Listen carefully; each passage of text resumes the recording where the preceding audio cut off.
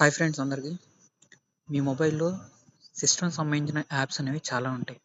వాటిని మనం డిలీట్ చేయలేం. అలాగని డిసేబుల్ కూడా చేయలేం.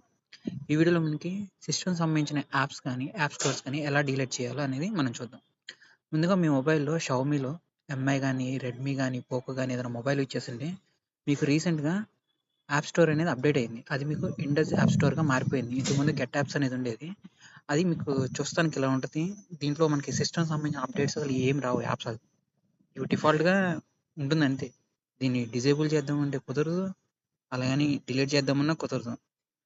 ఇట్లాంటివిటిని మనం డిజేబుల్ ఎలా చేయాలంటే, ముందుగా మీ మొబైల్‌లో ప్లే స్టోర్ అనేది ఓపెన్ చేయండి. అందులో మీ ప్రొఫైల్ మీద క్లిక్ చేసి, కింద లాస్ట్‌లో మీకు హెల్ప్ అండ్ ఫీడ్‌బ్యాక్ ఉంది కదా! దాన్ని మీరు ప్రెస్ చేసినట్లయితే, మీకు లోడ్ అయ్యి విండో ఈ విధంగా వస్తుంది. ఇక్కడ సెర్చ్‌లో డిలీట్ అని ఎంటర్ చేయండి. ఎంటర్ చేసినట్లయితే మీకు కొన్ని ఆప్షన్స్ వస్తాయి. ఇందులో ఫస్ట్ ఆప్షన్ ఉంటుంది మీకు delete apps on your Android device అని. అది మీరు ప్రెస్ చేయండి. ప్రెస్ చేస్తే మీకు ఇలా వస్తుంది. ఇక్కడ మీకు ఒక ఆప్షన్ చూడండి. Tap to go to application settings.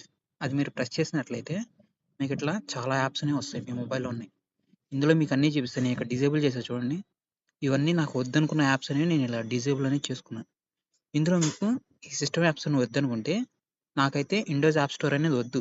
డిఫాల్ట్‌గా ఉన్నది గెట్ యాప్స్ కావాలి. అది కూడా వద్దు అనుకుంటే ఈ గెట్ యాప్స్ కావాలనుకుంటే ఫస్ట్ ఒకవేళ ఇండస్ యాప్ వద్దు ఇదనుకుంటే ఈ ఇండస్ యాప్ సర్వీస్ అనేది ఇక్కడ మీకు డిలీట్ అనేది ఉండదు. డిజేబుల్ కూడా ఇది బ్లింక్ అవ్వట్లే.